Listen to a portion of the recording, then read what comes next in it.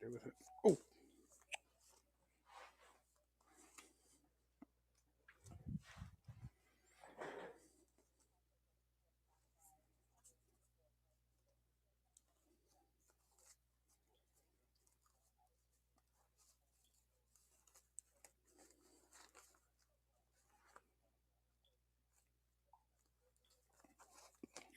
shit. Oh, I know what I did with it. Over here. Jules, stop scratching your ear over there.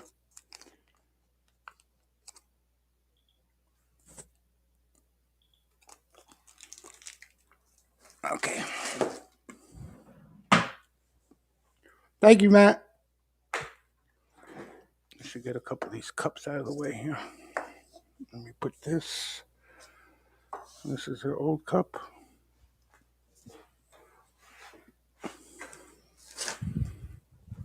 Okay.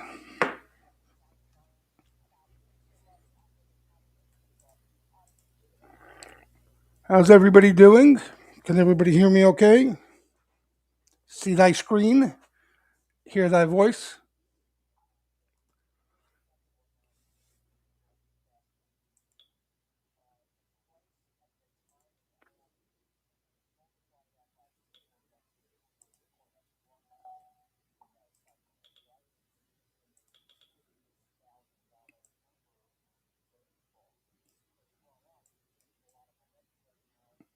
Oh, you can't see it though. I gotta blow this up. Hold on. Still can't see it, but it'll do.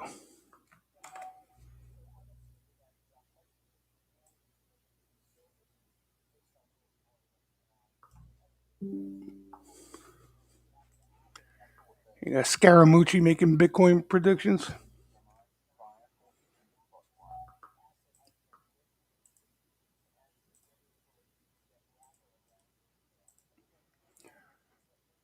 All right. What was the other thing?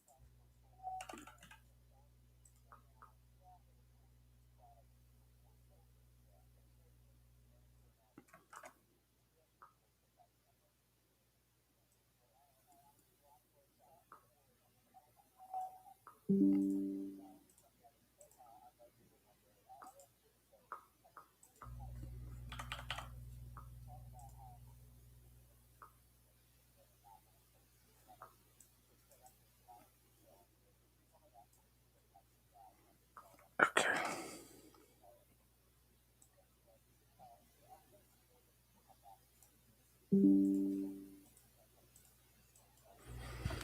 How was the earnings? What do you guys? Let's talk about some earnings first. Get it out of the way. What you guys end up playing?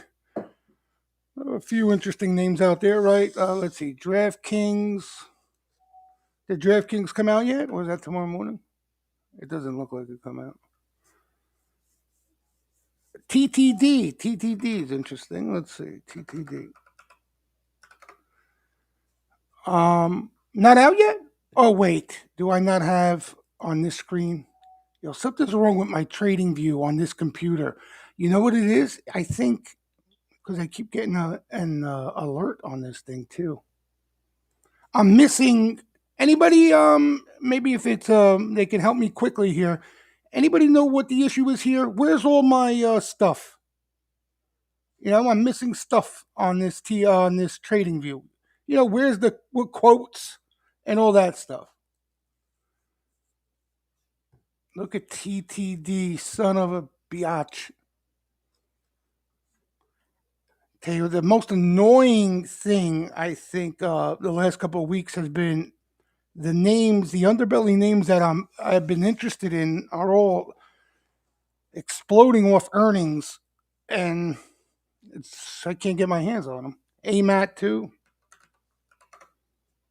AMAT's a beast. Anybody know quickly what my problem is here with TradingView? You guys know what I'm talking about, right? Where are the quotes on the that window? The hell happened to it? Just disappeared. Should be a toolbar on the top right hand side. Yeah, it used to be. Is this blown up or something? What's the problem here? I don't understand this fucking shit. Look, it almost looks like it's zoomed in or some shit, and I don't see it anymore. You know what I mean, Khalib? Usually, let me see. I did that right. Where's the this? What's the other one to blow it out? This, but no, that I don't even see the thing to blow it out anymore. This is so annoying, man. I guess I could deal with it. Are you in screen mode? What's that mean? Is it in a different window? No. You know, it just disappeared. Exit full screen. How would I do that? Hold control and scroll. Okay. You believe this shit? See, what would I do without you guys? Control? Oh, I see what you're saying. Like that? Wait, no. DraftKings reaching agreement with Jack Pocket for $750 million. Control and scroll. As well. Where the hell's control and scroll? I can't even see on here. For $750 million transaction expected to drive $60 million to $100 million in adjusted EBITDA in fiscal year 2026. That's DraftKings. No. This to drive up to I've had this issue with TradingView on the screen, the computer I broadcast from for a couple of weeks now, a week or two. Escape. Oh, money. What was that? All I had to do was, what was all that about, man? God damn it. All right, thank you. That did it. Thanks, guys. I can't. Look what happens when I hit the desktop app. I mean, I know you guys probably aren't interested in this now, but when I hit the desktop app, it says I got to download a new version. I download the new version, and then watch what happens when I where's the search here? Yeah.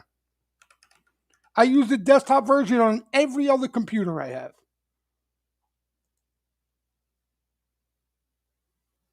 On every other computer, I use the desktop version. I love the desktop version.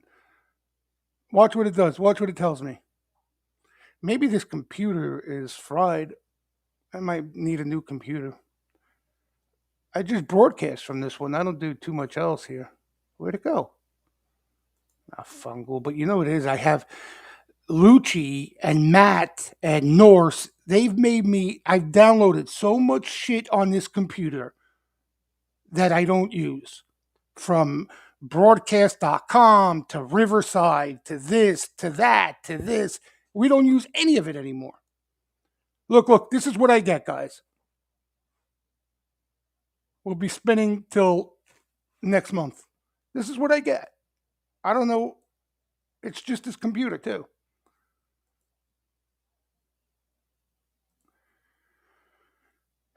Anyway, it doesn't matter because this is just the one I. Oh, look. See what I tell you? Your app is too old and tired. The balls on these guys. And I what's this?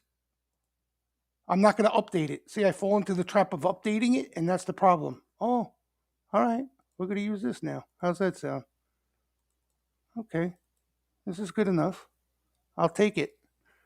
What would I do without you guys? You see?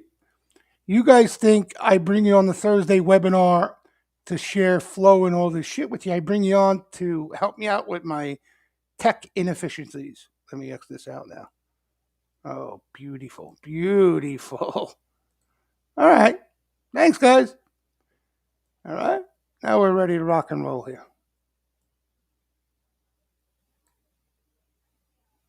And I'll put this like this. What the? Okay. Very good. Perfect. All right. So DraftKings had some news there. Let's see. Anything down a little bit? Numbers are out. They'll probably buy this up off a dip if it does go down. We looked at AMAT. We looked at TTD. Nice number. Did you see some of those underbelly names we've been talking about recently? All off earnings. APP. Look at that move. Yeah, I know a few of you were looking to hopefully catch this breakout before earnings. Kind of grinded higher, but the meat of the move here, all off earnings. And what was there were a couple, oh, Shake Shack. Let me X this out here. Hold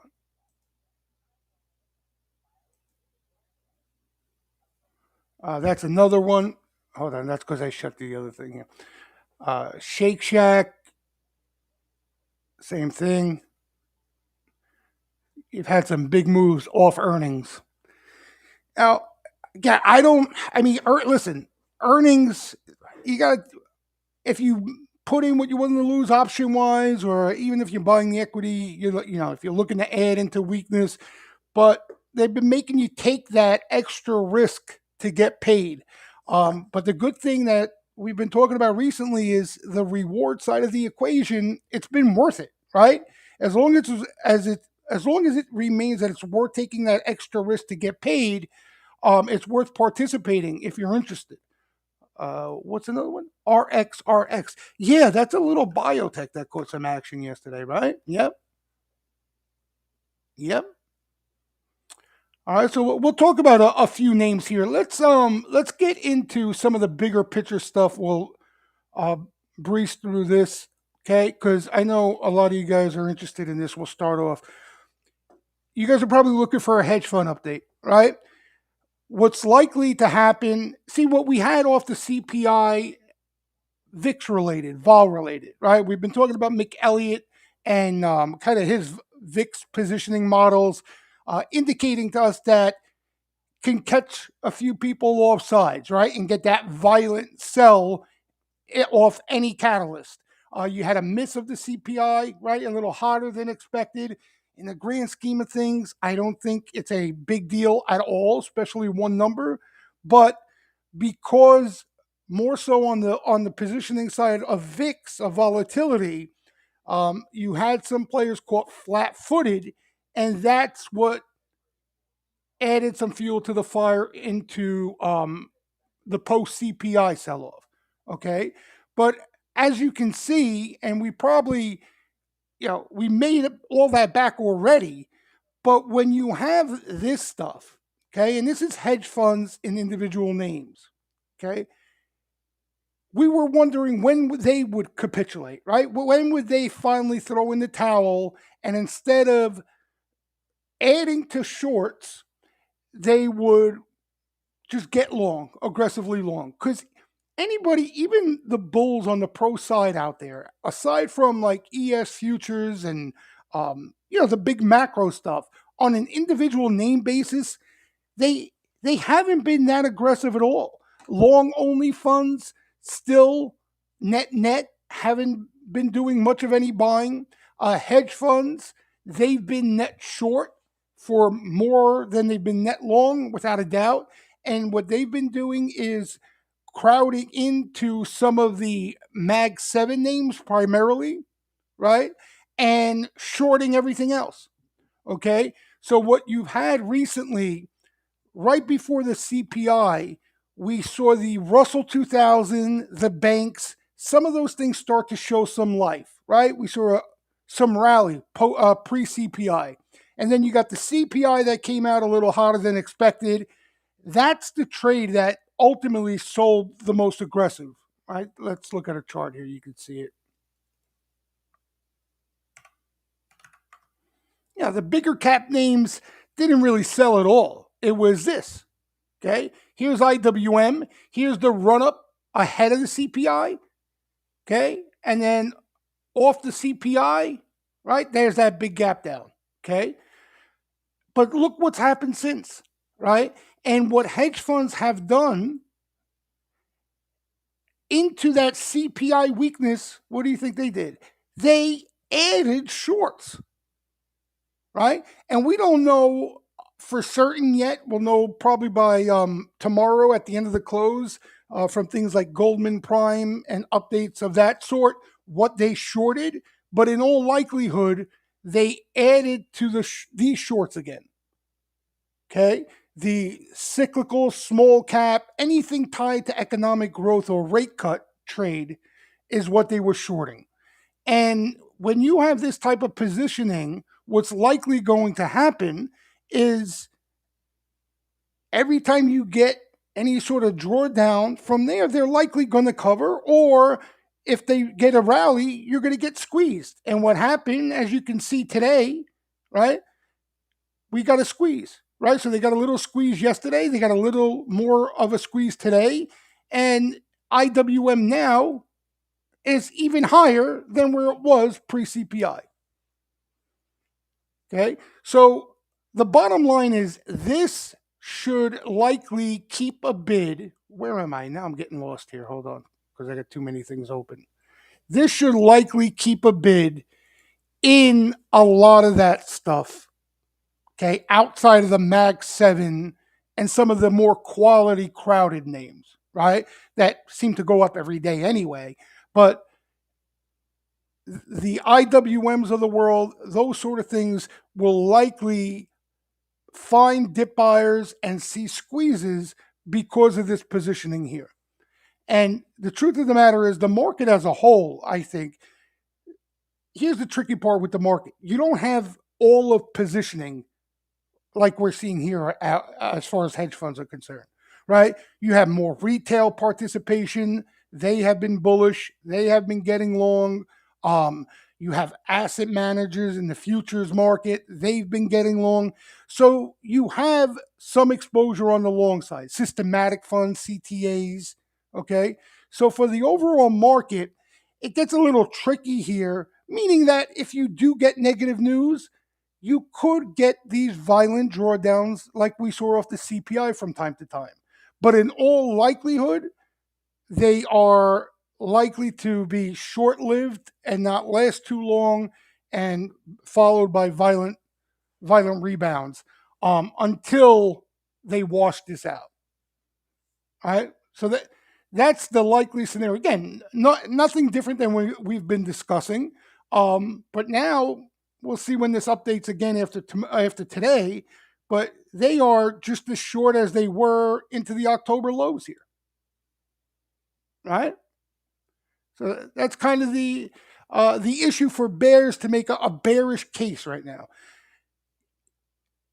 Again, going back to what we've been talking about over several weeks now, for the market for this trend and this narrative for it to reverse course, you either need a exogenous shock, right, that is going to alter the course of people scrambling for exposure and positioning, right? What would that be? Again, something goes boom in China, a geopolitical event that has some ramifications, right?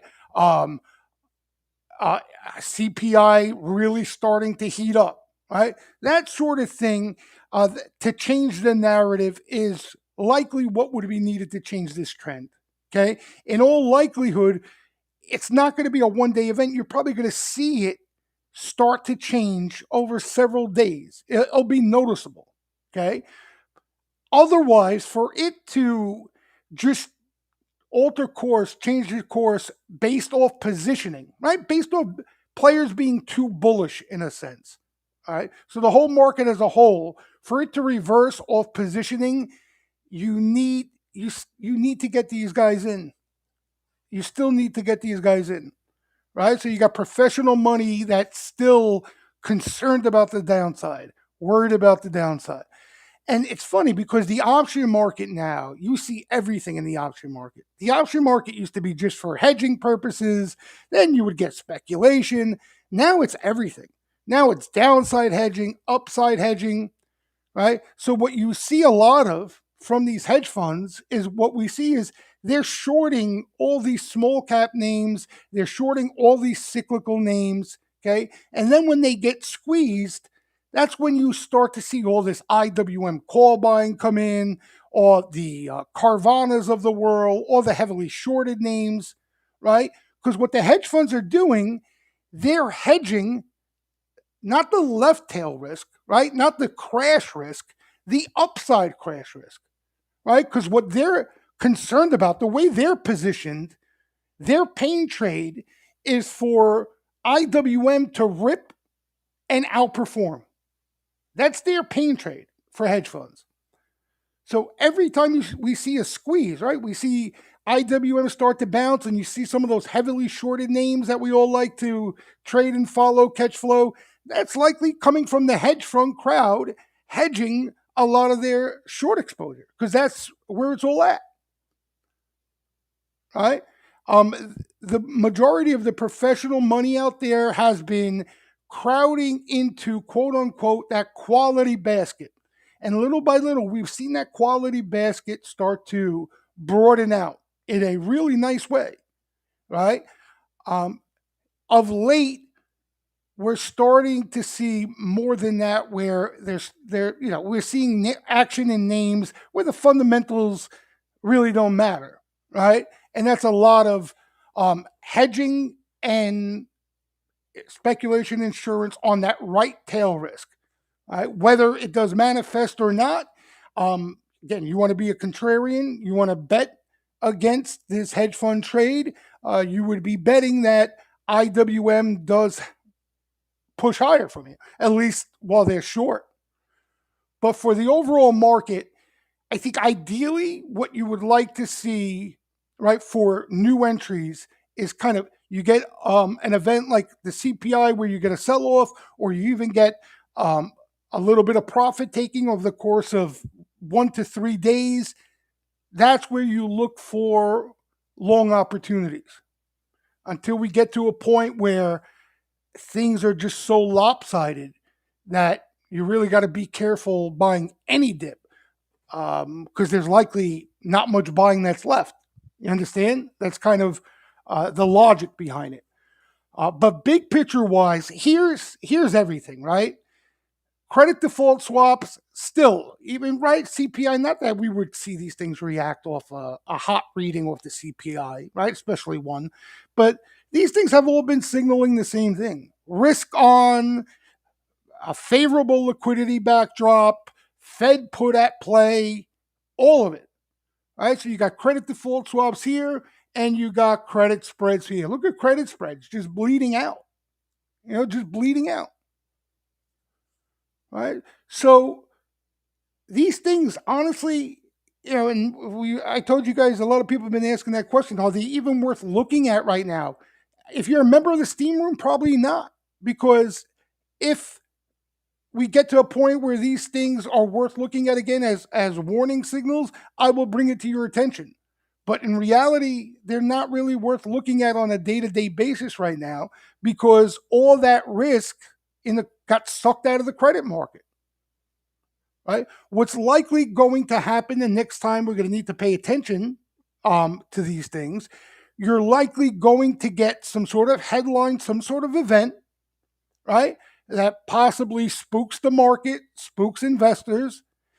The credit markets are going to react initially, and then that's where we would pay attention for, again, some interpretation from the credit markets to tell us if whatever that concern is real or not, right? But until then, there's really the only takeaway from these things has been, honestly, Fed liquidity, Fed put, and risk being sucked out of the market. And you kind of see it, right? Look at the action in names here. It's almost like the Fed implemented QE. You got SMCI goes up 100 points every day, right? You have crazy shit going on in some of these large cap names. Nvidia goes up every day. You only see that when liquidities flush through the system. Right? In 2022, when the Fed was draining liquidity out of the system, there was none of that going on. Nothing. So it's been a whole different ball game on the Fed and the Treasury side. And again, I found I was a tough pill for me to swallow, and you guys were saying it, months ago, as far as the Fed doing this in an election year, right? You guys said there's no way the Fed could remain stubborn and tight in an election year. I totally with that, but I just didn't think we would see what we saw this early on in the year, even in an election year. I didn't think it would, because it would come across so obvious, right? In that they're trying to prop things up during an election year. But it is what it is. You can't fight the market because you're going to lose. Right? You can't fight the market because you're going to lose. Plain and simple. All right. So big picture wise, everything's still a go. I don't think we're at that point where we need to be too concerned about positioning being offsides in a significant way that the trend is going to change at some point pretty drastically. But I think the tricky part here is that, and the market's kind of forcing you to hold overnight longs to get paid, right? The problem is that there are going to be, there are likely to be, I should say, pullbacks, right? There are likely going to be violent pullbacks, even if the overall trend is bullish, right? Even if the music still has more to play before we get into correction mode, there is likely going to be more days like we saw off the CPI earlier this week. Okay, maybe not as violent. Maybe they take a couple days to play out instead of all in one day, right? Because again, that was more VIX involved, and the week it showed up with VIXpiration and everything else. But even if the bull trend continues, you're likely going to see more of those type days. And if you're holding exposure, if you're putting new money at risk, and you get caught into that, it's obviously going to sting. Nobody wants to get caught into that. So I think the frame of mind you have to take here, and we've been talking about in the steam room, Ronchero's been beating the drum on it. You got to look at it, especially if you made money in any way, whether you made a large amount of money or just a little bit of money. You're, unless you've been shorting throughout this process, you probably made some money. And I think you have to look at things and weigh it accordingly. Like, how much of that do you want to risk by holding overnight calls, right? You know, you got to look at things that way. There's that risk that you can get caught in something like the CPI event, right? And again, you know, I don't know what you guys are playing. Everybody's different. If you're in weeklies or bi-weeklies, that premium is going to get sucked out real quick, right? And if you have a decent amount of risk on and you get caught in that, you're going to give a lot of that back. So I think you, at this point, as much as you want to continue to make money and continue to ride the wave of an SMCI, you also got to understand where we're at as a whole, and be willing to ask yourself, how much of that you want to risk to see more upside in certain things. Right?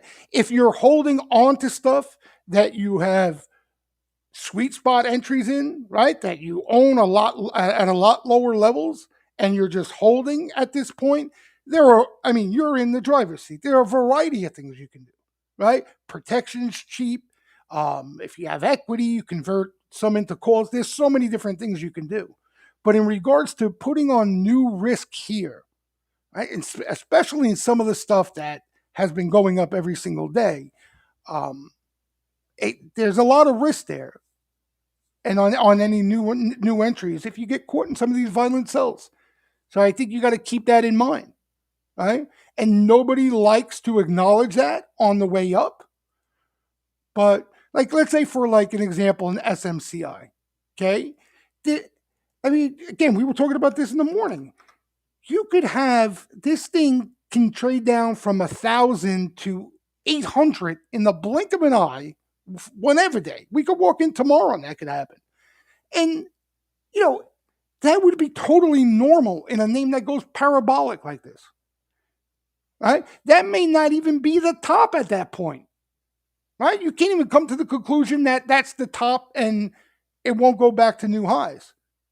You know, that would be just normal profit taking, right? We haven't seen a lot of it yet at this point because this name is not over-owned, right? This thing got re-rated because more eyeballs were on the fundamentals, the growth, and the earnings.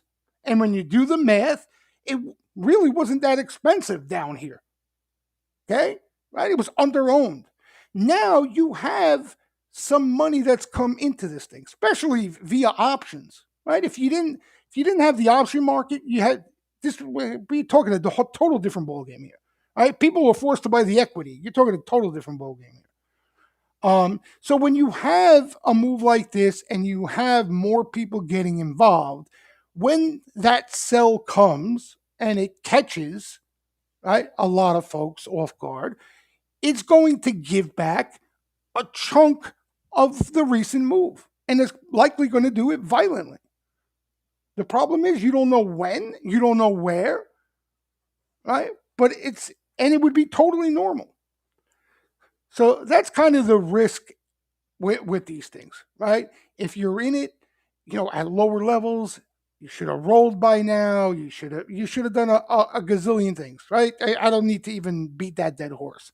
Okay. But if you're looking for new entries up here, you want to be obviously more tactical, right? You want to get in and out. You don't want to buy it at 900, hold your nose and hope it goes to 2000, because when it does pull back, you're going to get torched. You're going to get torched. All right. So the moral of the story here is that the backdrop, nothing really changed in the backdrop, right? I think the post CPI sell off had more to do with the week we were in, how positioning was shaping up ahead of the CPI VIX wise, right? And now that we are post that sell off, where people, after they take a breath, see what happens. You got everybody putting on some protection, everybody putting on VIX exposure because they don't have any, right? And then they sit around and evaluate. All right, well, the CPI was just one number. Let's see what the PPI looks like Friday, right? And then what happens is they got to close those hedges, and by closing those hedges, that fuels the rebound, right? The only way you get that waterfall selling to occur is if they have the appetite for more protection, more insurance, more VIX exposure. You understand? So, like this, for example.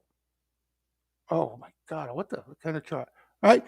You get this scramble for, right? This is VVIX. So, this is the vol of vol. Right? So, think of it as an appetite for VIX exposure, right? That insurance. Okay. Then you get to a point where they finally put on a bulk of VIX exposure, finally put on those hedges, and now people want to take off some of that because of how much the market is sold, how much VIX have moved in just a day and stuff like that, right? That by taking off those hedges, by this happening on top of Wednesday's expiration for VIX, this fuels buying in equities off these systematic funds. So I would say that too is something to keep an eye on here. This week, tomorrow post PPI and into next week, right? If the PPI comes in, cool, and now the CPI, that hot CPI read, is long forgotten, and they're going to retrace this, what do you think is likely going to happen in the equity market? Right? But if that PPI comes in hot and, now people are concerned, oh, the CPI came in hotter than expected, the PPI came in hotter than expected, maybe this could be a problem, and they want to add some VIX exposure back on, obviously you could see some selling in equities. All right, so that's why we've been talking about how these VIX products have been important to watch, especially this week, because a lot of these systematic funds are all feeding off this. Right? Here's another point, too, I wanted to make sure I throw at you guys. Okay. The problem with trying to get a larger move to the downside. Okay. The biggest concern, right? We know hedge funds aren't a concern, right? They're not even long hedge funds, right? So you're not worried about them being all sides in a bearish way, right? They're actually still a bullish catalyst, if we can even believe that, Okay. The biggest concern on the positioning front is from those CTA trend following systematic funds. Okay. Because as the market has been going up, they've been continuing to put on long exposure. Okay. And as the VIX has been selling off, they continue to put on long exposure back from the October lows of last year, right? The October bottom. So now we're at a point where they are at max exposure for where we are. Okay.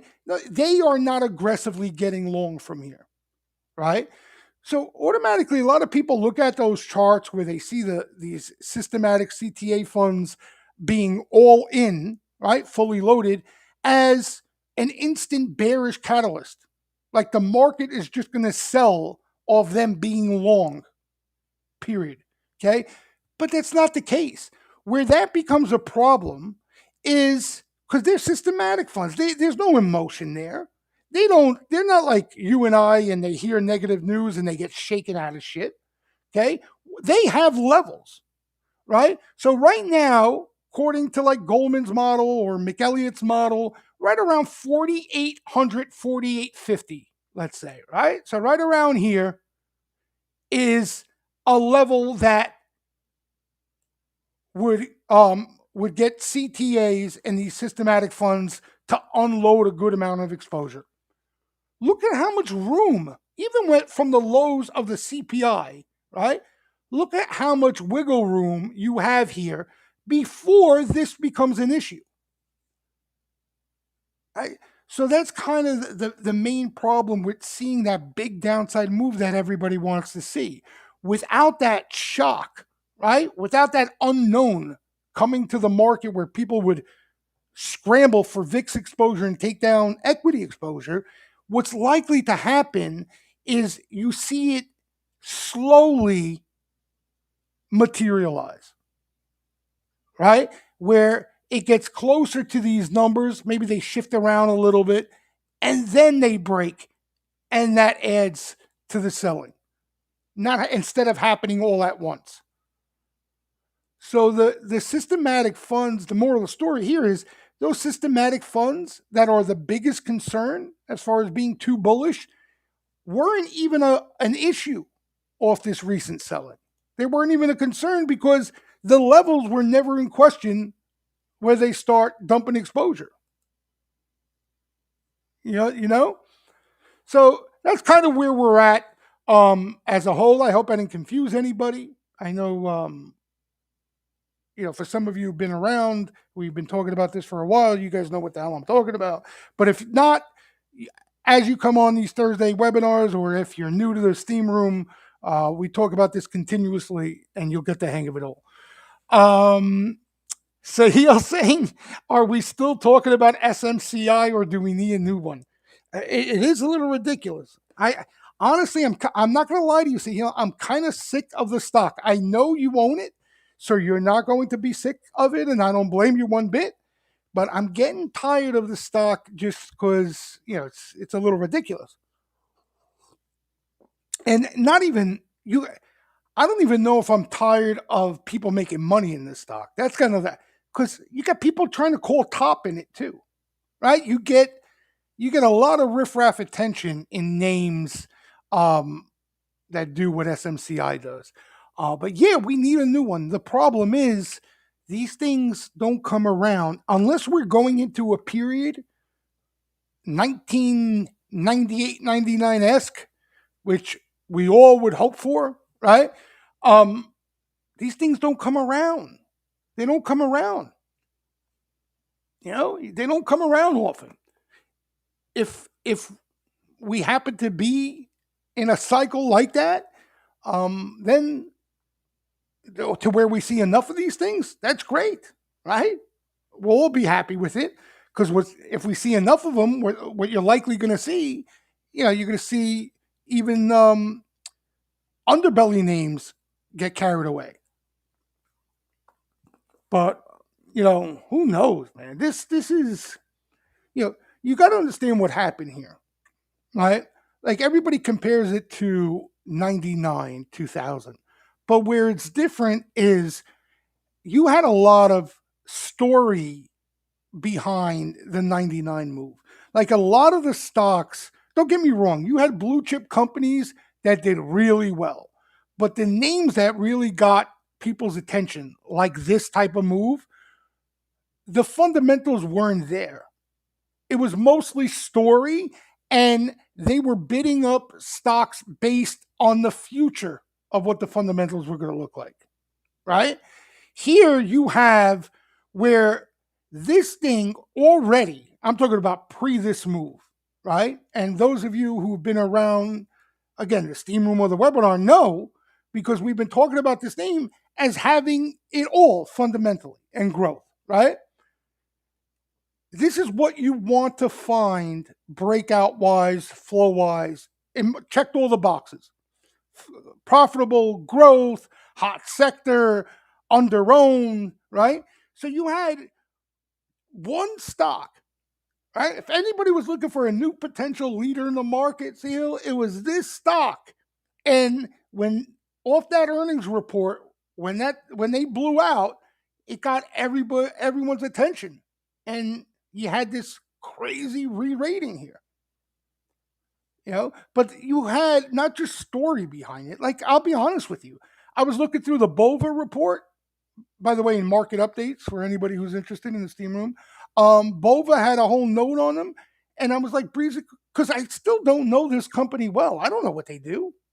You never heard the sexy story, at least I didn't, of SMCI, but you knew of the fundamentals. You knew of the numbers because they were legit, right?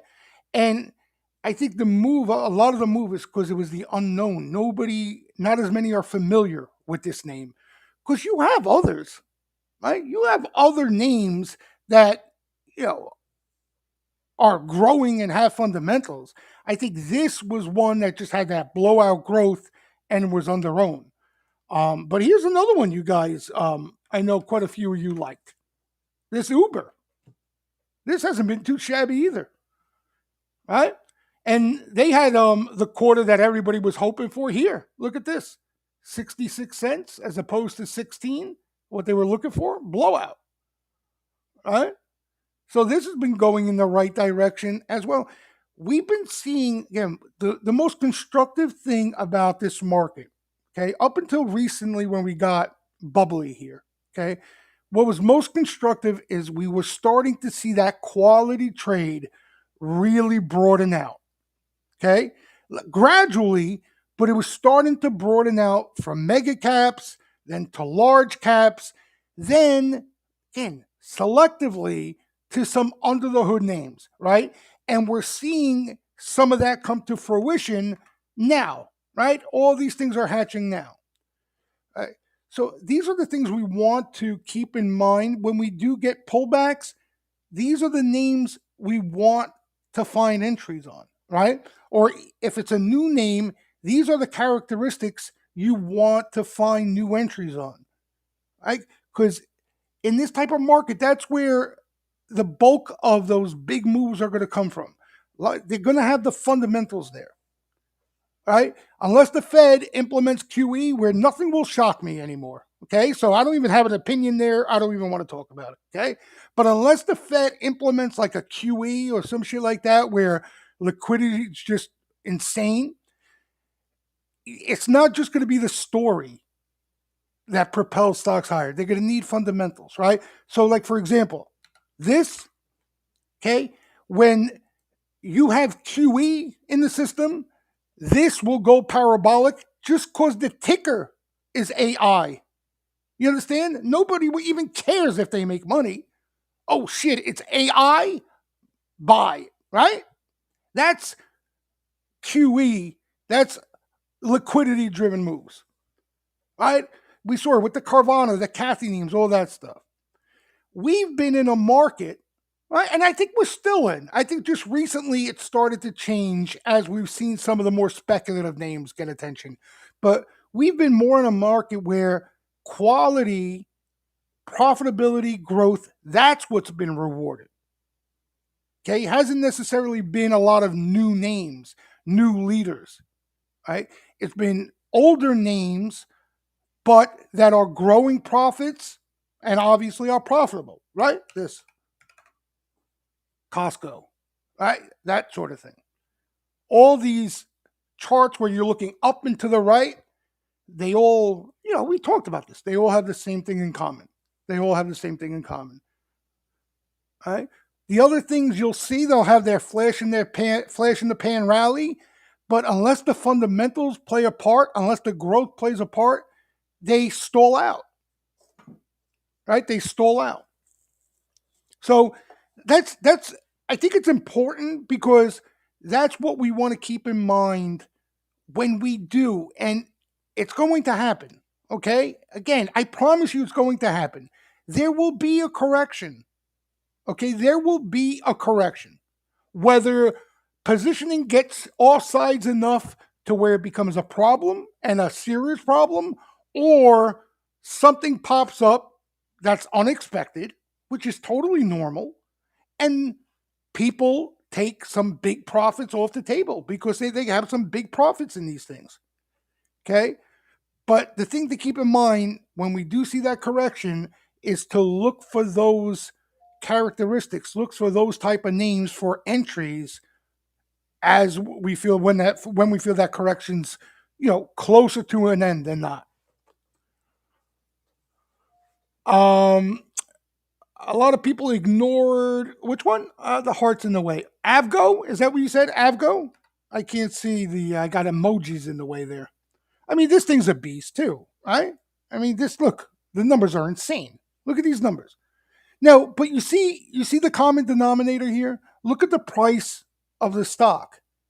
These have been primarily mega cap, large cap names that have been able to grow profits, right? Small mid caps haven't, right? It's been the bigger, more established names that have been able to survive that bearish cycle we went through in 2022, right? By cutting costs, laying off people. They took every measure, got prepared for a recession that really never showed up, right? They thinned down.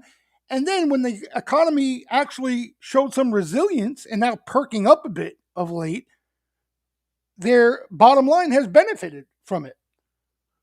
But look at these numbers. They're not make believe. These are real deal numbers. Okay? Like here's another name nobody talks about. Who makes Uggs again? What was the symbol? Who made Deck. I mean, you ever look at this stock? You ever wonder why this stock looks like this? Nobody talks about this stock. Right? It's $900 now. You ever pull up the numbers on a deck? Mind blowing. They're mind blowing. This past quarter, they reported $15 for the quarter in earnings. $15. Okay. Now again, now this stock has pretty much doubled from where it was. All right. But down here, especially with pullbacks in the 300-400s, their earnings were robust even then. Here, look what they did here. Now again, this could be seasonal, because it's a retailer. But down here, they were earning 6 and change for the quarter. All right. Now they did $11. That's why the stock did this. So these are the type of things we want to keep an eye on when we do get, again, some sort of washout correction, because again, it's the inevitable. We're going to get it. It's just a matter of when, and when it comes, again, we want to be able to survive it because at the end of that correction, that's probably your next best entry into a lot of what we're seeing now.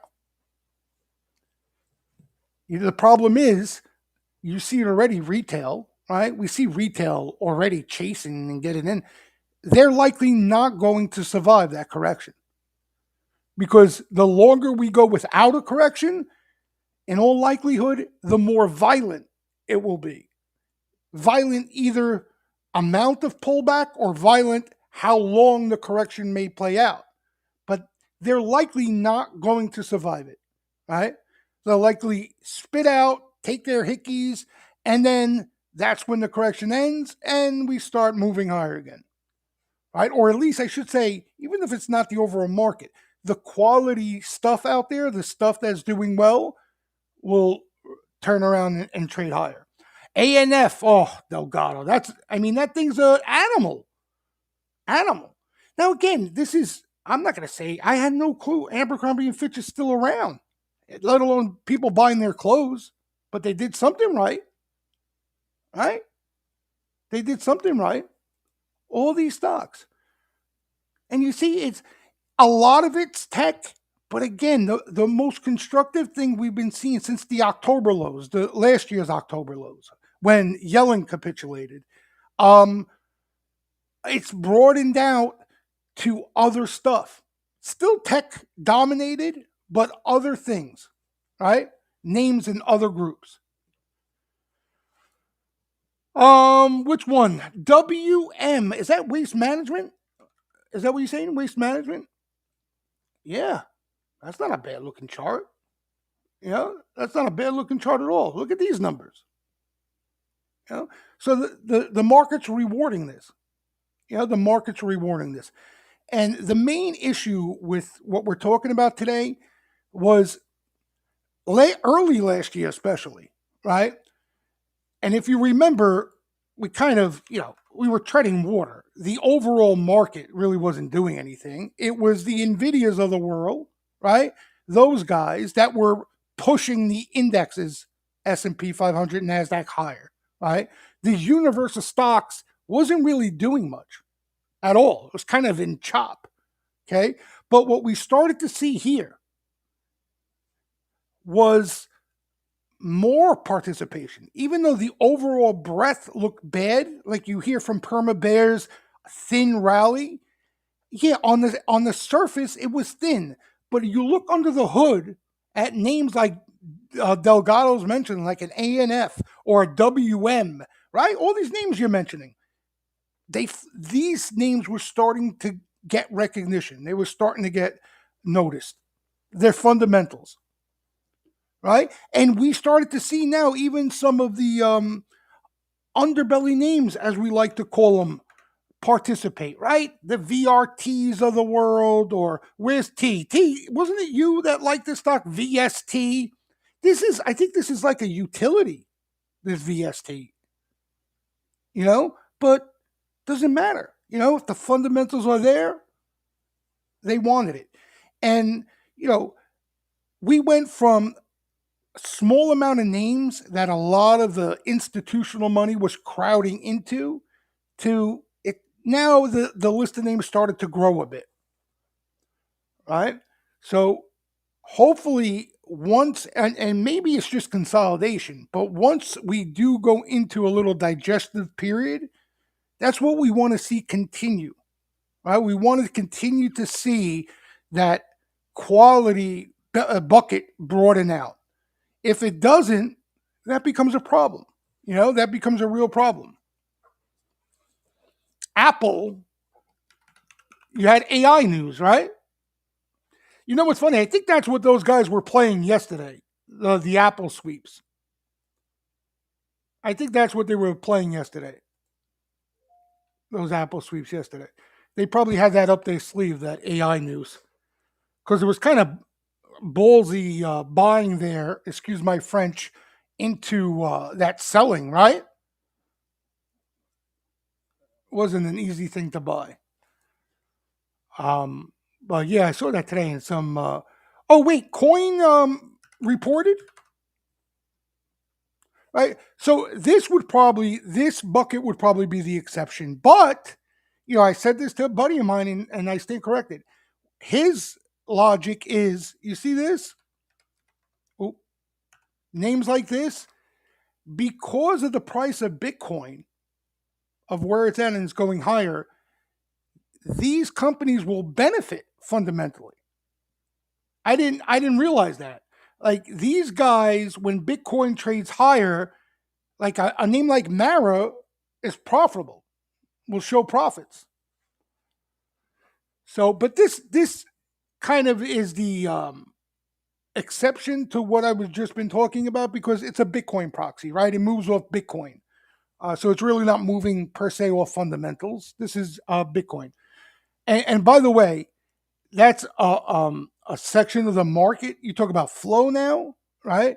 Because again, there hasn't been a lot of flow in quality names, right? We all talk about, as Sahil pointed out, we talked about SMCI way too much, right? Or names like APP. There really wasn't a lot. But one group they really, really attacked has been this Bitcoin group, pretty aggressively.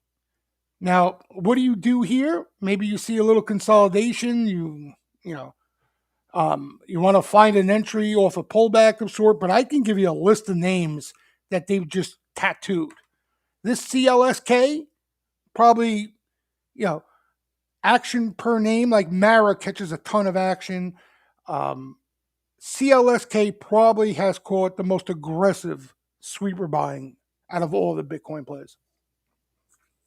I don't know why, but they've murdered this thing. Murdered it. Yeah, bit farts. That's my bit farts.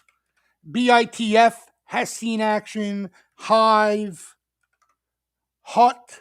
I'm telling you, they found all these things. And I'm not just talking about one sweep, right? Guys in the steam room can vouch.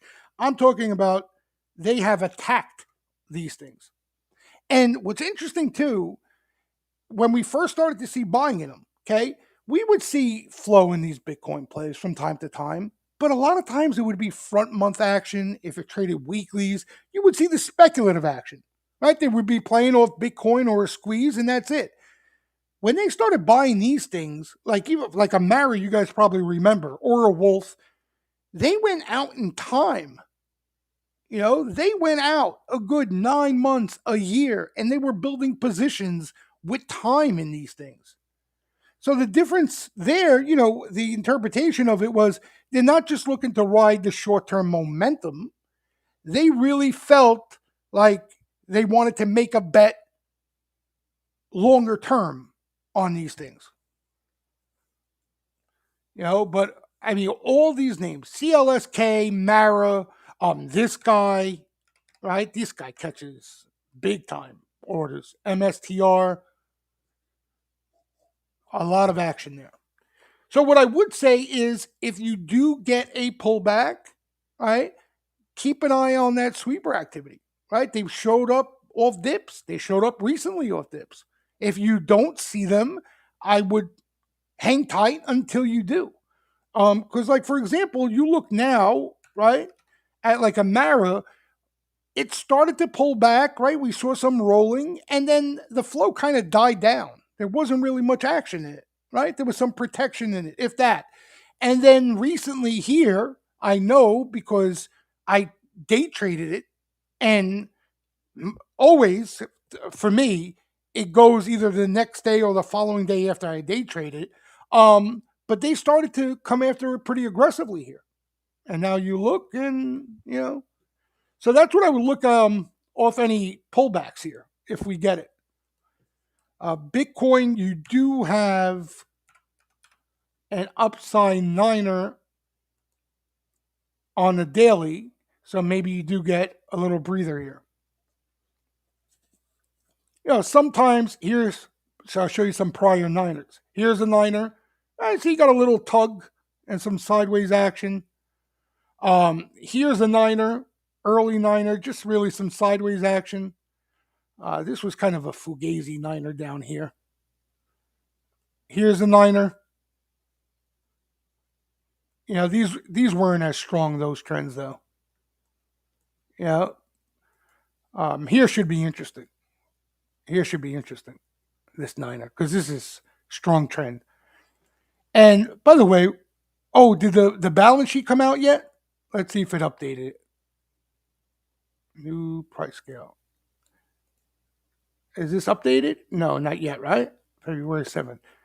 Now, this Bitcoin has been a great read on liquidity, as it usually is, right? Highly correlated. So you can see it, right? Bitcoin push, liquidity push, then Bitcoin pulled, telling us there'll be a little pull in liquidity, right? The Fed balance sheet, little pull.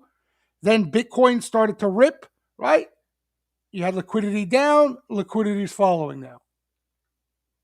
All right, so we should see probably another bump up in liquidity here, and then we'll see what Bitcoin tells us from there. All right, if you put up a weekly, it's scary. Look at this. Look at that correlation. Look at it. Rip, pull, rip, pull, little stability, pull, bottom. Look at that. Pop, sideways, rip. That's pretty scary, no? Pretty scary. All right. So, anybody have any questions before we run through some names and then we'll call it a night. We don't need to drag it on too long here. Yeah, we have. So here's the thing. Tomorrow morning at 8:30, we have the PPI. Okay. Usually the PPI is really a nothing burger. Nobody cares about the PPI. Okay. And honestly, I don't know how much they're going to care about it tomorrow. To be that honest with you, I think here's the problem if the PPI comes in hotter than expected, because the CPI on Tuesday was hot, players will probably give that hotter CPI reading a bit more credit than it deserves, right? Thinking, you have risk assets been rallying hard, Bitcoin rallying hard, the economy. I don't know if you guys looked at the economic surprise index, that's been ripping, right? So you have all that going on, which you would think, right, would possibly see a bump up in inflation.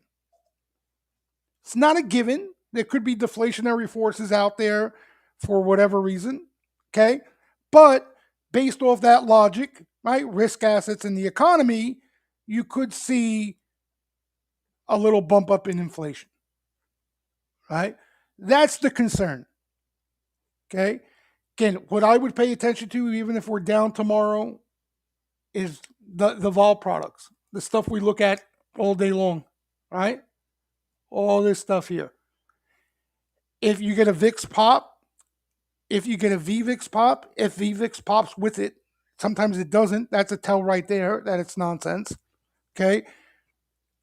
Once that that buying in VIX runs its course, right? Once they start to sell volatility, that's your time to find an entry.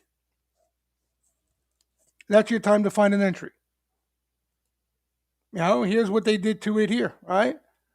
Here's that big push higher, right? This was the unwind on Tuesday before the close, right? They sold that right before the close Tuesday, then continued into Wednesday, right? Then a little pop here, market got a little choppy, little selling, and then they sold that too, right? Or you can even, I like to look at this to measure sellers, SVIX, right? So VIX future selling. Here's, look at this. Talk about aggressive VIX selling. Look at this. Here's the correction, October.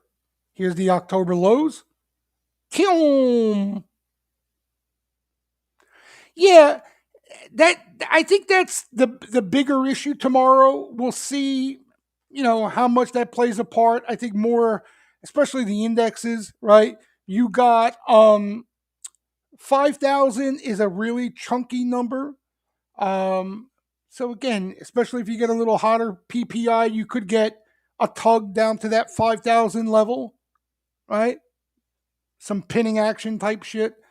Um, that's pretty much it. That's pretty much it. I think going into next week, um, we kind of want to just keep tabs on any changing character, right? That's what we want to see, right? Because now you got OPEC's behind you, and if for whatever reason these programs or buyers want to come in and put on some VIX exposure for whatever reason, you can't ignore that, because it's likely going to weigh on equities.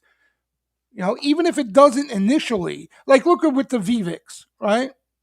Sometimes you get some decent clues out of this stuff. Oh, what am I doing? Okay. This is what VVIX was doing before the sell off. Before we sold, equity sold off the CPI, the market was telling us that there was a little bit of appetite for VIX for whatever reason. Right? Wait, is this VVIX? This is VVIX, right? Didn't we get to 100 on Tuesday? We didn't get to 100? I thought we did. Huh. Oh, yeah, yeah. Oh, no, we didn't. Shit. I thought we did. Ah, Dix. Speaking of Dix, I like that stock. Look at this. Look at this. Who's hacking my trading view account? Which one of you? God damn you guys. Look at this. Leave me alone. Oh, was I on? Is that what I was doing? Hold on one second. No, I'm doing it right. What am I? Here is Dix, by the way. Okay. Oop. Here's the daily on Dix. Look at this move already. Jay likes Dix. Oh man. This Dix was a long and then some. But looks really good. Again, name we can eye off pullbacks. Obviously, this is a little bit of a chase.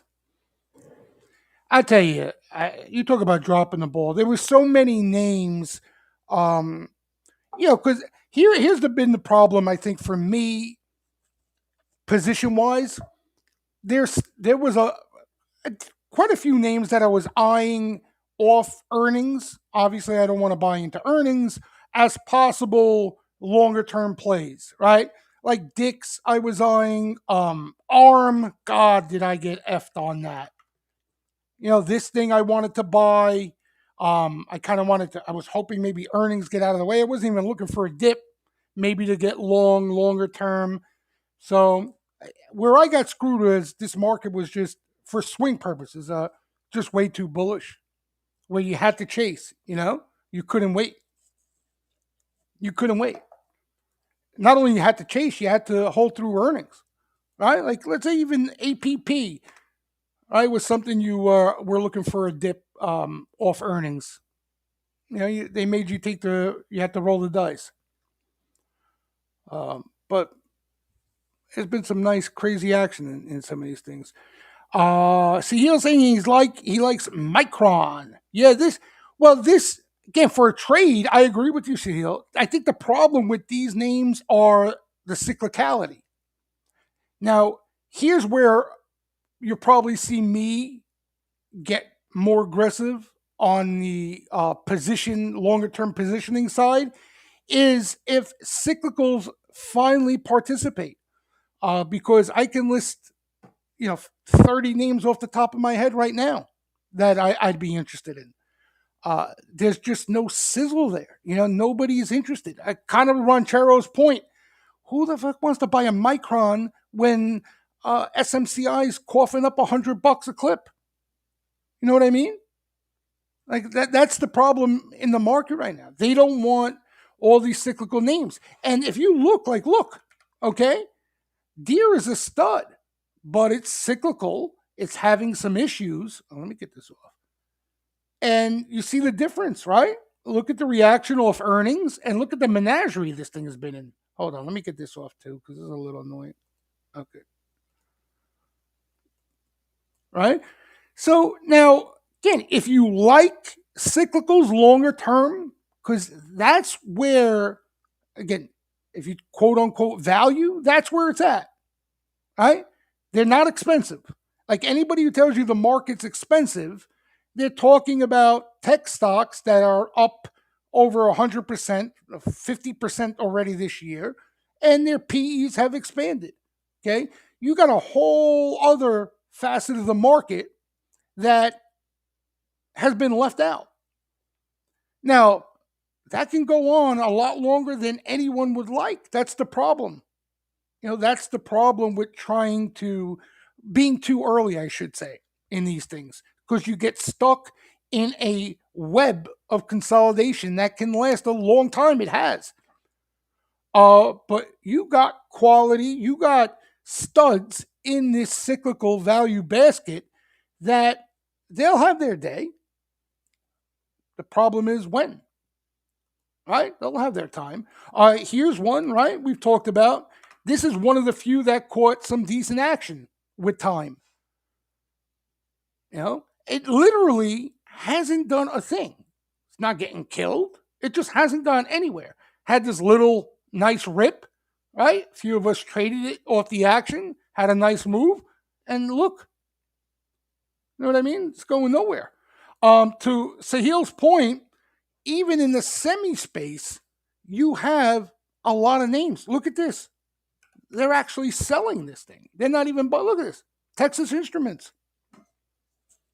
If you were to tell me before this rally started that the semis were going to be red hot and Texas Instruments wasn't going to participate, I would have laughed right in your face. Okay? I would have laughed right in your face. Honest to God.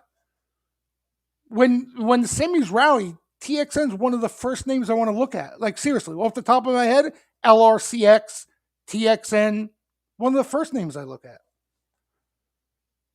Why? This thing's a beast. A beast. This is no jabroni company. But they're cyclical, right? They're economically sensitive, and that portion of the semi space, right? It's that AI umbrella that's benefiting. Right? It's not the whole chip space. So you got cyclical semis here that really haven't got their act together yet. So there's opportunity there. It's just a matter of when they're ready. NXPI, we talk about these things a lot. Right? This actually looks better than some of them. Look.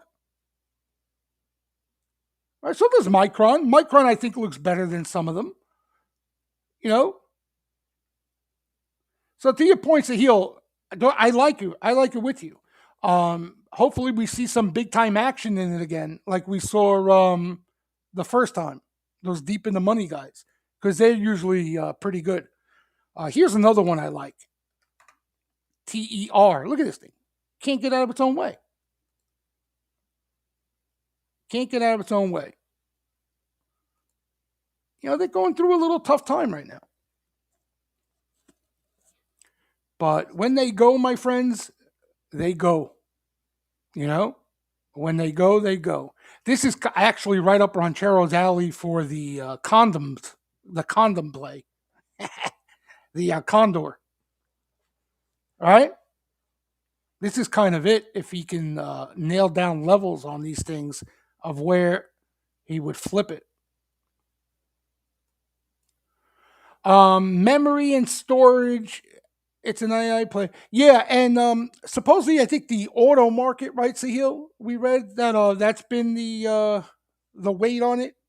That's been what's been the problem with these companies, the auto sector, supposedly.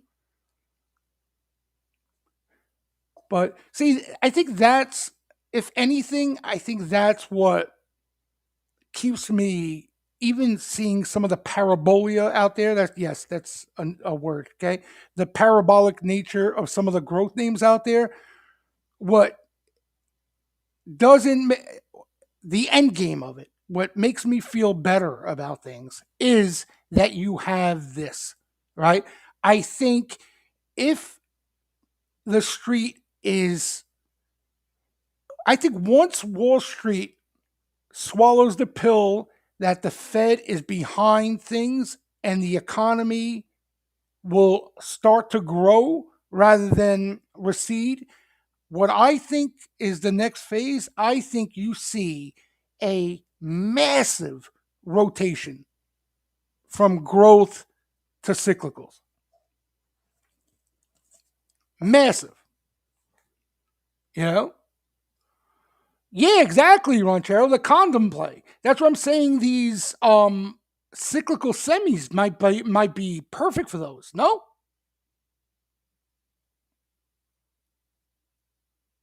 Or you think they're too tough? Well, you like the ranges. I think the more they're in the range, the better you like them, right?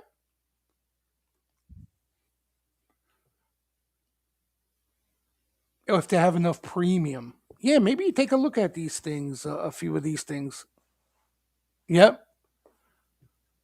So anyway, that's the. I think that's the saving grace from a lot of the parabolic nature out there ending too badly. Because I think when a correction comes, I think the money first is going to first find, well, if the cyclicals already find the cyclicals. Because you're ready, like the banks, you see, they're not ripping and roaring, but I mean, they're catching bids. Did you guys see Wells Fargo today? You know, there are buyers there. They're not falling out of the bed. The quality banks, the big name banks. You know, here's City. Right? I mean, nobody likes banks. You'd rather have cyclical semi than banks. You know, but you guys know what I'm getting at.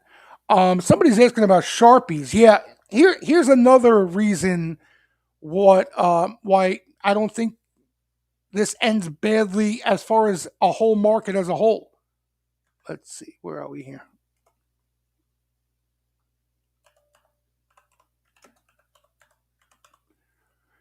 Okay, now keep in mind, okay, with the market doing what it's doing, it would be totally normal for Sharpies, commercial hedges, it's in their name, to be hedging rather aggressively here. Okay, would be totally normal. The market is going higher, right? Some parts of the positioning crowd are getting more bullish, and hedgers hedge into that. That's their job, right? But that hasn't been the case. And again, I think it's because of hedge funds. That's why I think hedge funds are the last hurrah as far as positioning. Here are Sharpies. Now, trolls would probably look at it and say, well, they're not getting aggressively long, but that's not what they do. You know what I mean? That's not what they do on the regular. Okay? Look here. As a market extends, right? More risk comes in, they hedge that risk. Okay? Their goal is when everybody's all in at the top, they want to be as hedged as they can be. That's the goal from hedgers. Okay? So what's going on here? You have a market that's been extending to new highs, and hedgers are still net long overall. Now, what's interesting is if you break down each index as they position, NASDAQ obviously is what they've been adding hedges to, and everywhere else, they haven't. You understand? So, again, I think the takeaway here is that what we're seeing, the price action we're seeing in front of us, hedgers are more concerned about the risk there of positioning being caught off sides and possibly a pullback than the overall market per se. Yep, we get an update tomorrow.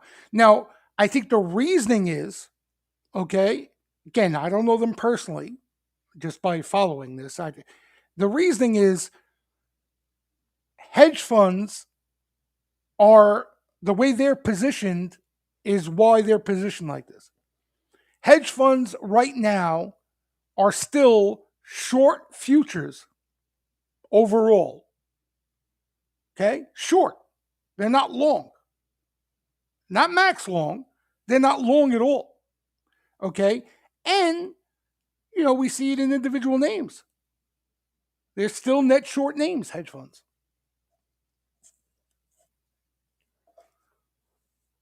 Now, if you had this type of positioning across the board, you would have the backdrop for a melt up to SPX 7,000, right? You would have nobody long.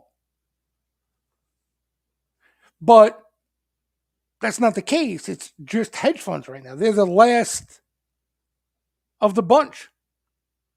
They're the last of the bunch. So I think once you see them capitulate, that's likely when you're going to see these guys start to slap on hedges pretty aggressively. And as you can see, they don't mind being early. They start early, right? And then as positioning gets fuller, they get more aggressive. Like if I'm not mistaken, this was the largest hedge they've had in ever. Now that could be a little misleading because trading is bigger than ever. You got futures, options bigger than ever. So you really don't want to look too much into it. But you can see here how they got pretty aggressive the last few months. This is what I went into cash, total cash, completely when they started to do this.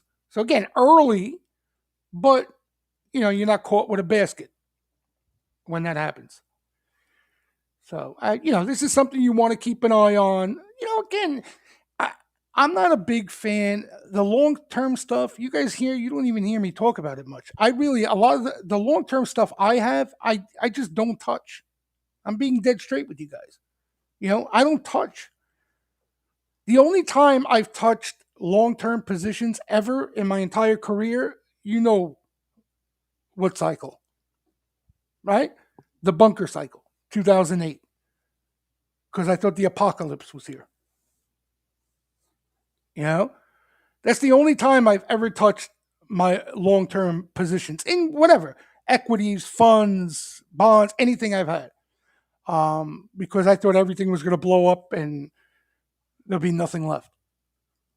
You know, but my point being is the long term stuff. I investing stuff. Don't recommend you use anything to trade out of.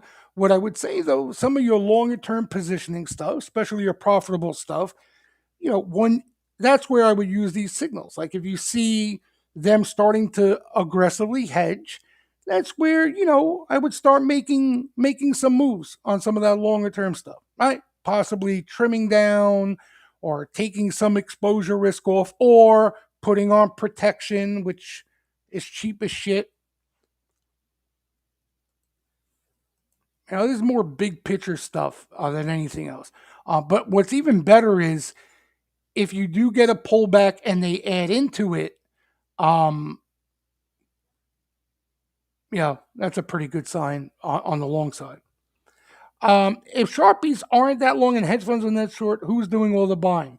That's a great question. That's a great question. We never know for sure. We know retail has been a lot more involved. I don't know what kind of impact they could have on the market. Um, and the other thing too, Kalibai, I don't think people talk enough about options play, again, when we're on Chero and I, we're in the game, you don't realize what you had to do to buy calls or puts. You have to sign paperwork. You have to be an accredited investor. You have to prove you were an accredited investor. You need a driver's license. You need a background check. You need it. Forget it. Like you were buying an Uzi to buy calls. Okay.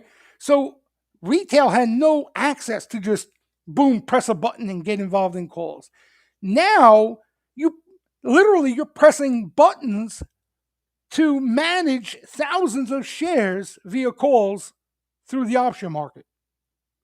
Do you think this move would look anything like this without the assistance of call buying and options? No fucking way. No way.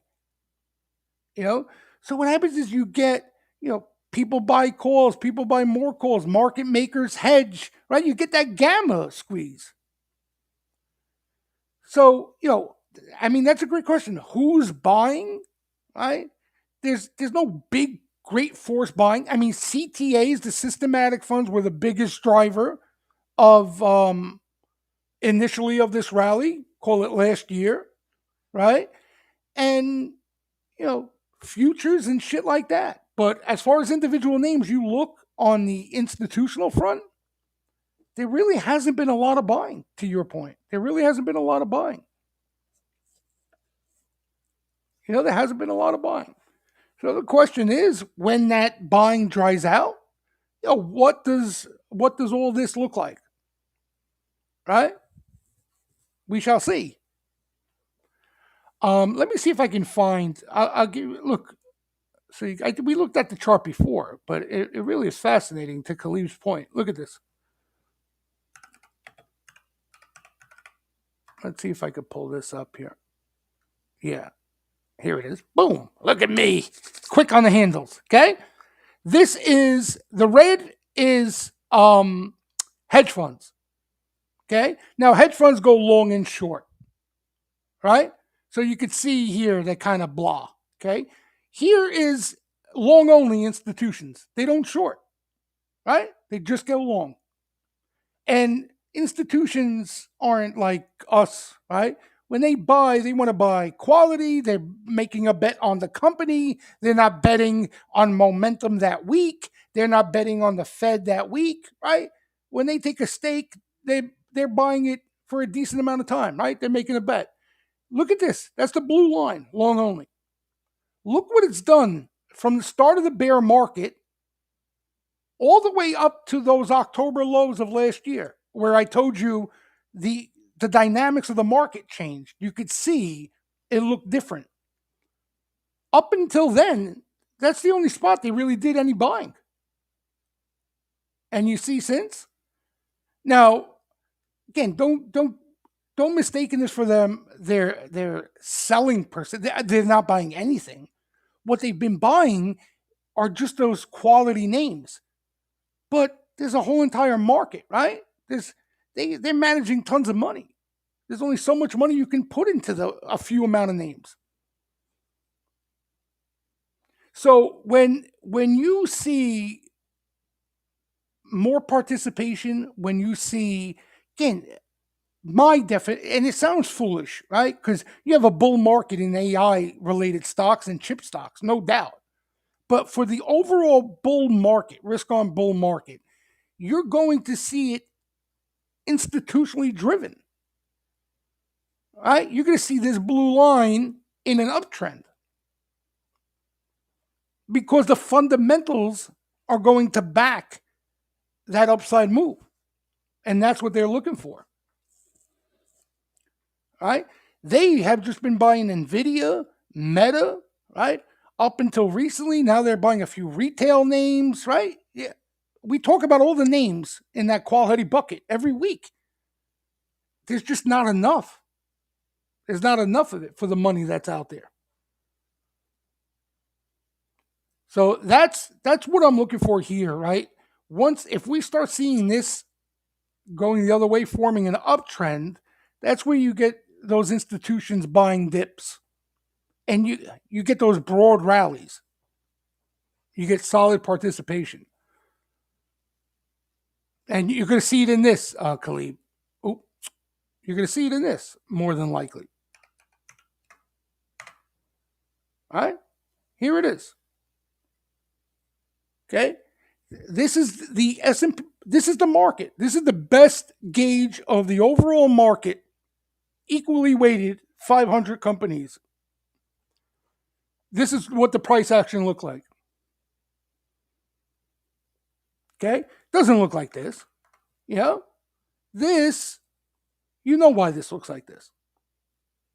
All right? This is what the overall market feels like and looks like right here, RSP.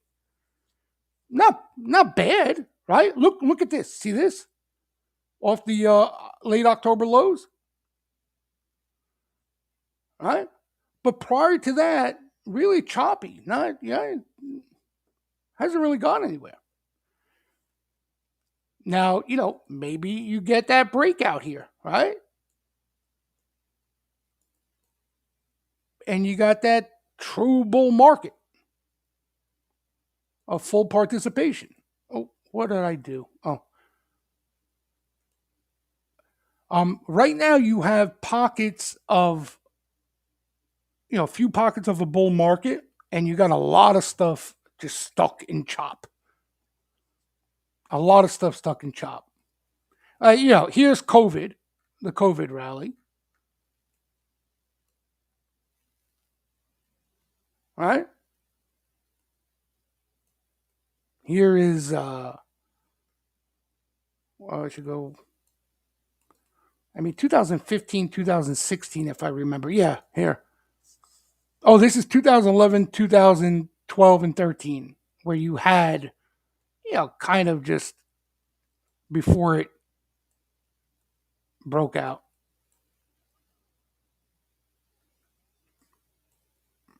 And 2008, where are we? 2008. Here's 2008.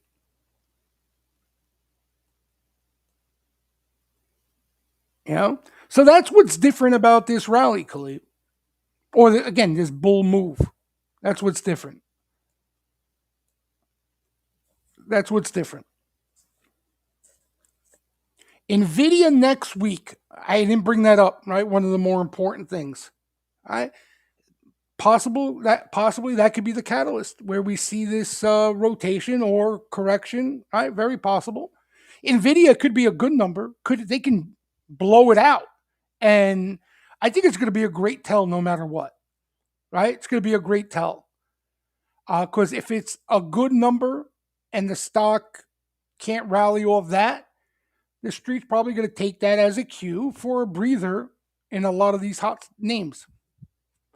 And the first thing I'll be looking for is rotation elsewhere. If we don't see rotation elsewhere, we'll probably go into a little digestive. Oop, what the fuck did I do? Corrective period.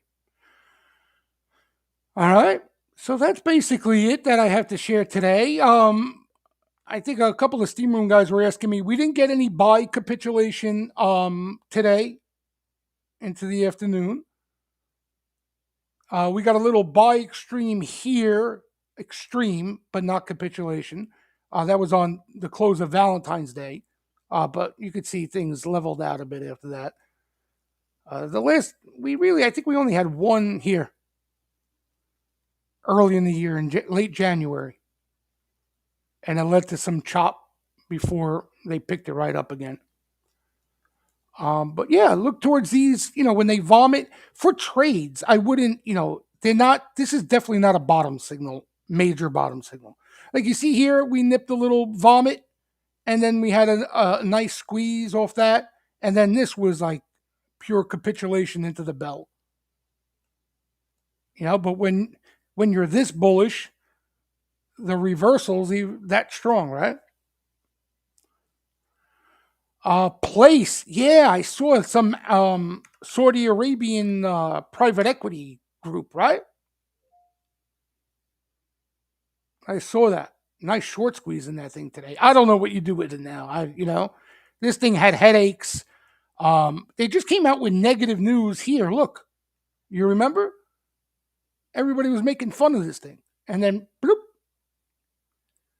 So today the news is somebody took a big stake, some Saudi Arabian fund took a big stake in it.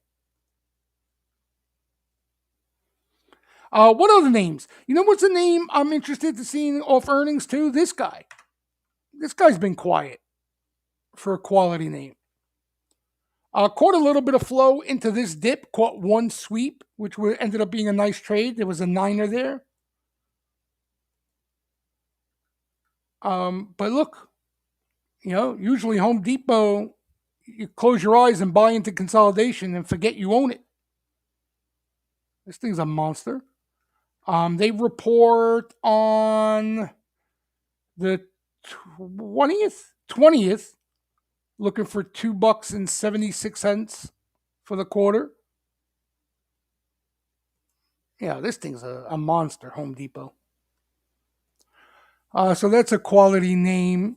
What else? Dix, we spoke about. Any other names? The speculative stuff really, we're not really seeing a whole lot of fresh new names out of the speculative arena.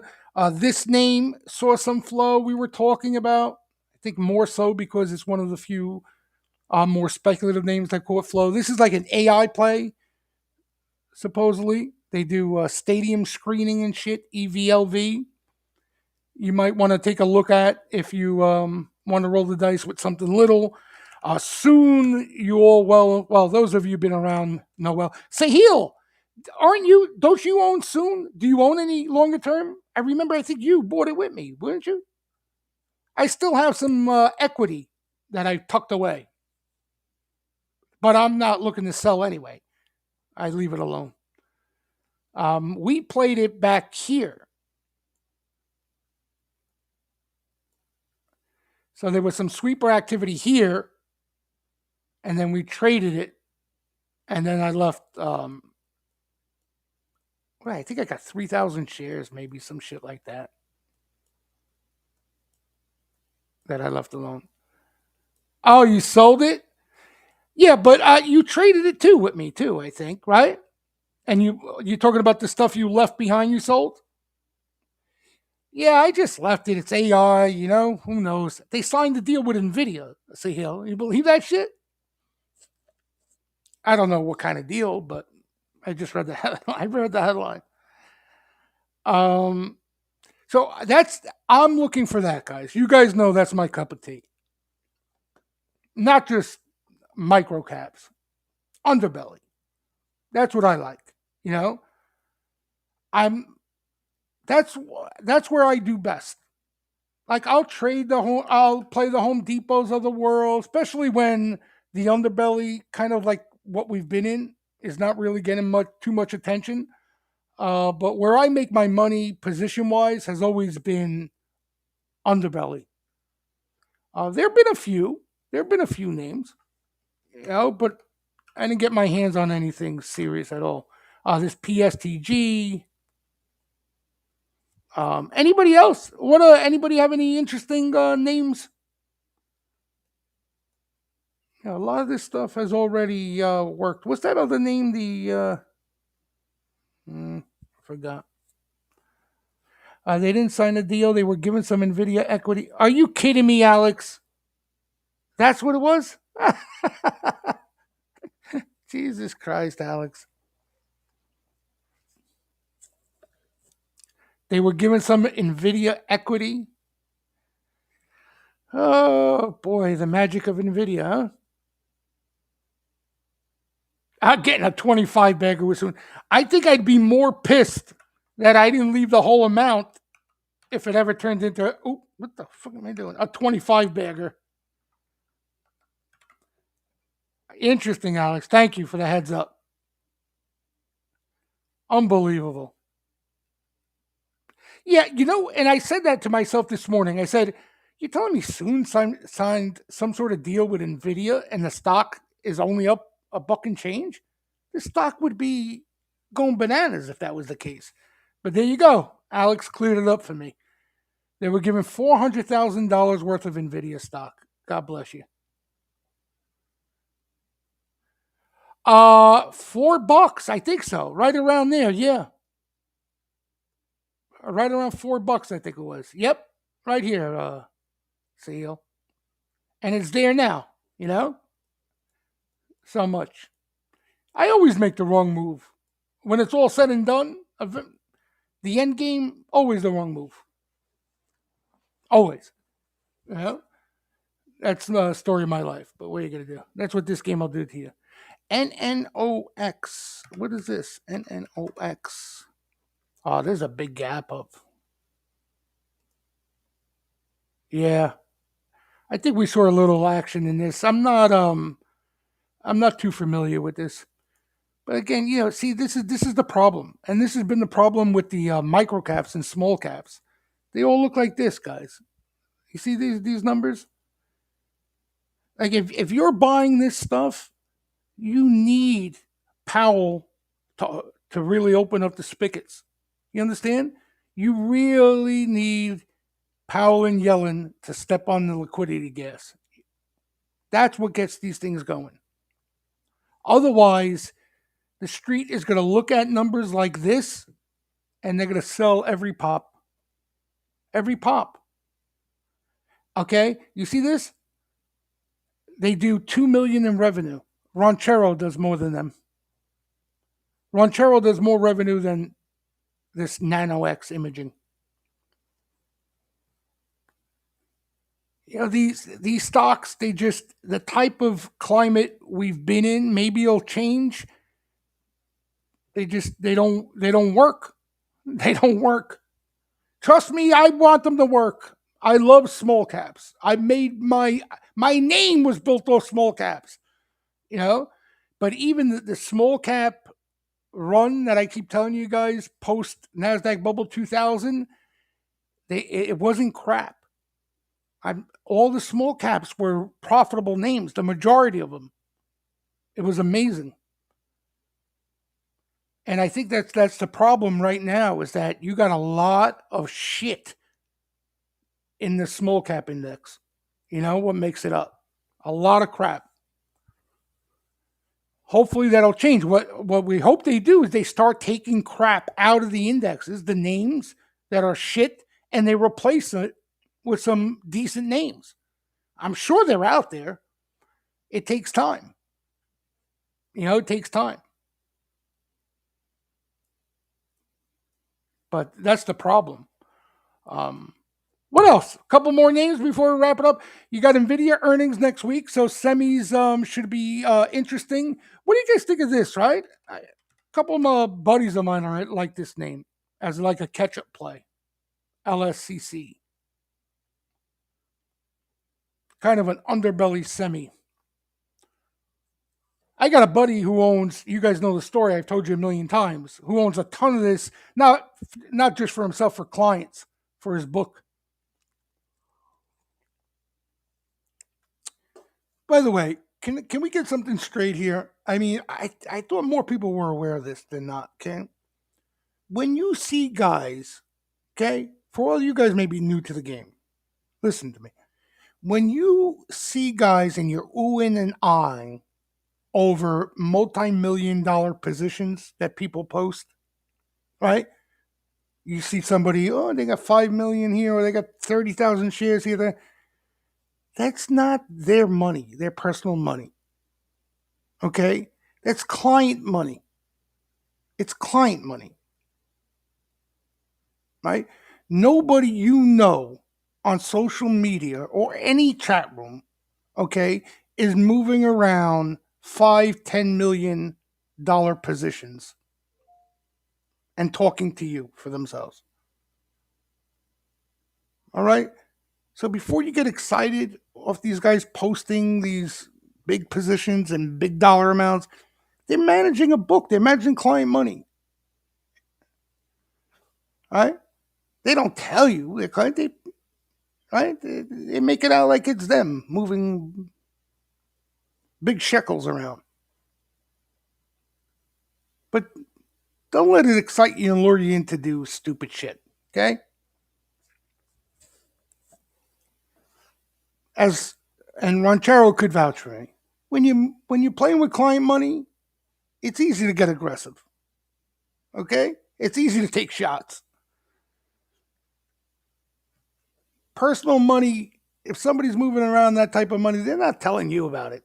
They're not showing you, okay? They're not going to tell you. They don't want you and your jabroni order getting anywhere near their position. But yeah, I'm just in case you weren't aware of that. I'm sure most of you are. We have just continued to move up and out on Oh, that's Ranchero. Thought AI was going to move today. Yeah, I've been looking to try to find an entry in this thing. The problem is when they sweep it, it's up already, and I already got screwed a couple times last year trying to chase green in this thing for a squeeze. But I'm looking for them to come after while it's flat or red for an entry. But some of these things are these speculative names are still, they're finding a tough time. Like they're still not smooth. Like this Carvana, few people can tell you it's been driving us nuts trying to find entries on these things, especially for day trades. Yeah, I get scratched out every time I try to catch these things. I get scratched out. They don't have the Momo. They don't have the Momo. Right now it's the $900 stocks that have the Momo. Oh, ASML Hailstone's just a stud. That's just a stud. The stock has moved a lot, but this thing's a beast. This thing's a beast. Honestly, I it's moved a lot here short term. Like I think if you get a little consolidation, if you like it, you don't have to wait too long. But this thing's just a monster, Hailstone monster. If that's what you're asking, first of all, the flow's been awesome in this thing. This doesn't catch a lot of flow. The couple sweeps were big time sweeps in this thing, with time, good looking orders. And the numbers are just they're insane. So it's a stud. Do you own it or you're looking to buy it? What's the story, Hailstone, with this ASML? If you need me to post $40 winners, there we go, Khalib. Khalib's funny. Ah.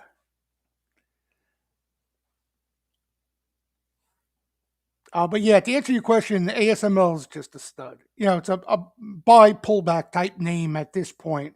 Yeah, I know people who think they like it here just to go higher from here. They don't even want to risk waiting for a pullback. I can't blame them at this point, because the numbers are nuts. Look, this thing's for real. There's another one, Ranchero, talking about those names. The last time I played TTD, I actually made some money on it. Remember the other day, Ranchero, where it caught some action? But every other time I try to play this name, the stock can't get out of its own way. It just doesn't move. It's like dead wood. And here comes earnings, and bink, there it goes. Yeah, I mean, what are you going to do? You can't hold them all, right? Hey,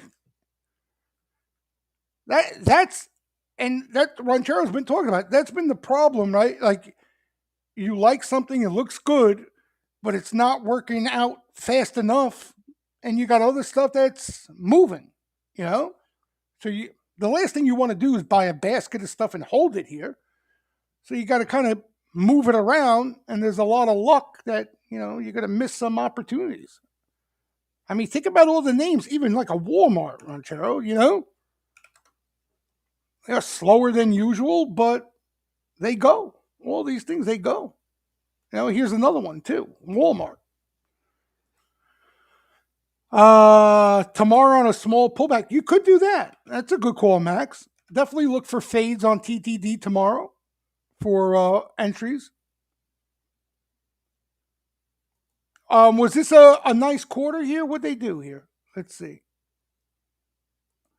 41 cents. So they met the street. Oh, big, nice bump up in revenue. Yeah, see, these are the names that are quote unquote expensive multiple wise, you know?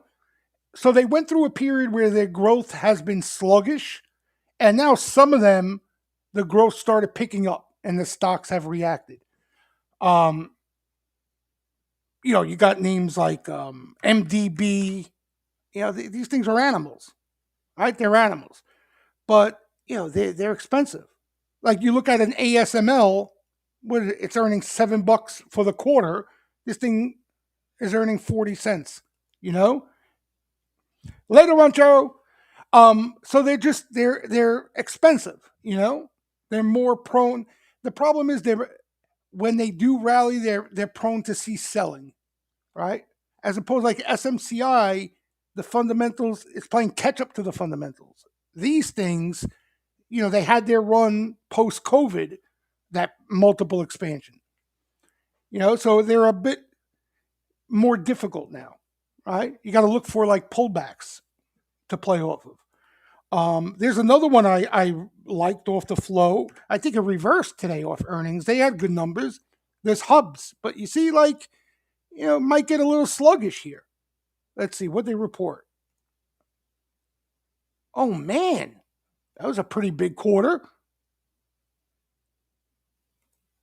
Wow. Well, it is a $600 stock though. But this is another one. You remember we were talking about this name off flow? Where was that? Somewhere over here. Had some nice longer term action. But yeah, TTD Max, you like this one, huh? Fuck. I data traded this here off the sweeps. Where is it? Here. I think it was here. Fucking earnings. You like that hub, son, right? Yeah, I like this name too. It was same thing. Under own, not really, right? Under not as much exposure. People are unaware of it. You start putting up quarter after quarter decent numbers, um, stock's going to move. It's not cheap though. You know what I mean? It's not cheap. Like, you remember the run it had here? This thing was a beast. Look, like, this was the run. You see this? A lot of these names had their day there. This was it. But I do like this name. I do like this name. A lot of these software cloud names are decent. Oh, here's an underbelly name. I think a few of you like, right? That's been catching flow. CRDO. This is an interesting name. Caught some nice action just recently again. They got earnings coming up. We'll see what that quarter looks like. They report on Feb 27th. But not a bad looking stock, right? Not a bad looking stock at all. Wells Fargo, I don't know. Like, I saw it up, it was catching some flow, and I was like, oh yeah, well, Citi's catching some flow. I thought it was just rotation into the banks, and every time I looked at it, just kept going higher and higher and higher. But this is the news here, that some regulatory hurdle here tied to fake account scandal. So supposedly some issue they were dealing with got resolved. We view today's announcement positively in that it confirms steady progress in addressing regulatory issues, because they've had their headaches. This thing, talk about a bank with headaches. Had a big day though.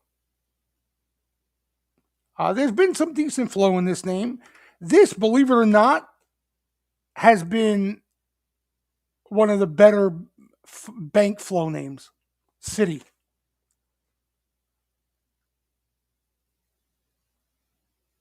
And I still think this thing is going to have its day. Well, you never know. They can. I like it because of a front run of a Trump election, but who knows, right? They could put a bolt in his head or put him behind bar. I don't know what the hell they're going to do to that guy. But like, this would be a Trump election play right here. We spoke about that, if you remember.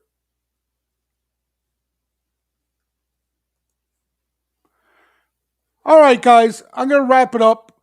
Again, there's a lot of stuff that look decent out there, right? It's been more constructive as a market as a whole. I think a little of the frothiness, obviously, in certain spots is what's concerning.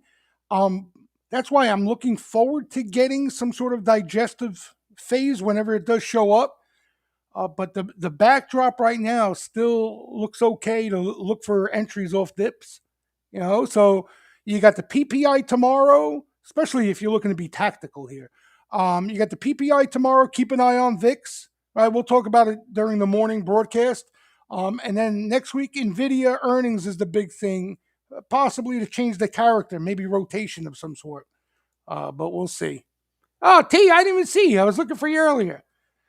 Have a great night, T. Everybody, as always, thanks for stopping by. I'll see you guys in the morning. Enjoy the rest of the night. Yeah, Khalid Riley does got it. It looks like it's got headaches, huh? Yep, not good. Yep. Have a good night, Sahil. Everybody enjoy